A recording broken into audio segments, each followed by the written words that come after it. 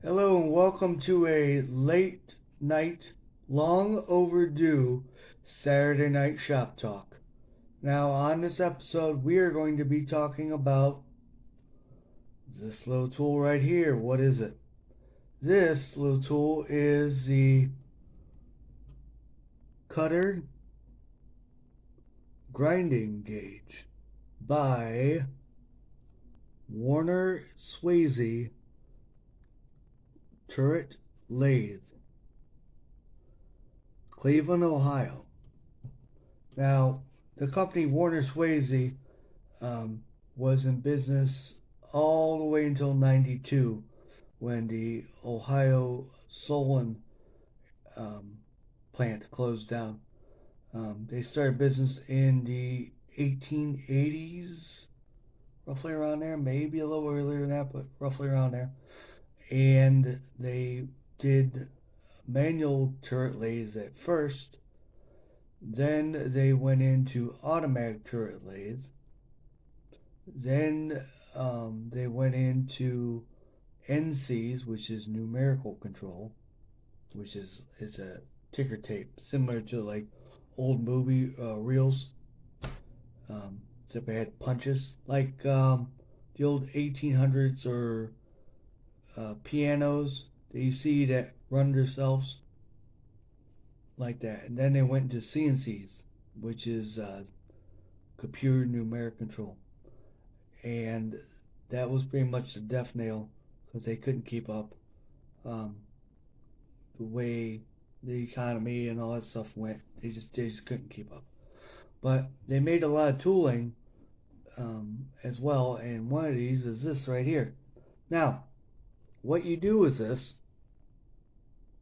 Now, this is a chart for someone who just gets one of these and doesn't know what to do. This tells you step by step on how to use this thing properly, all the way down to centering it on your lathe tool post. That is pretty cool. I mean, anybody who just bought their lathe, doesn't know nothing at all, pick one of these up and automatically say, oh, so that's what you do. Yeah, that is slick. Now, what it does is it takes your tooling bit right here. This is high speed steel. Never been worked just like it is out of box.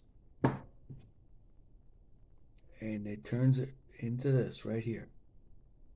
Now, granted, you can change the forms if you want. Like you can put a little bit more relief on your top angles or side angles, whatever you want. But this right here chart, the degree clearance chart, will tell you exactly what degrees you're supposed to follow for the materials. Now, not all materials, but majority of them, common ones like iron, aluminum. Let's say you're working for gray iron, for example. Now it says 3 degrees, letter A. So you go up to the chart here, and it says letter A. So that angle right there has to be 3 degrees. Now this angle here says 3 degrees, letter B, and that's a B. So you put a 3-degree profile on that, and there you go. You will have your clearances, and then you'll be spot on. You'll be perfect. Now this right here is pretty neat.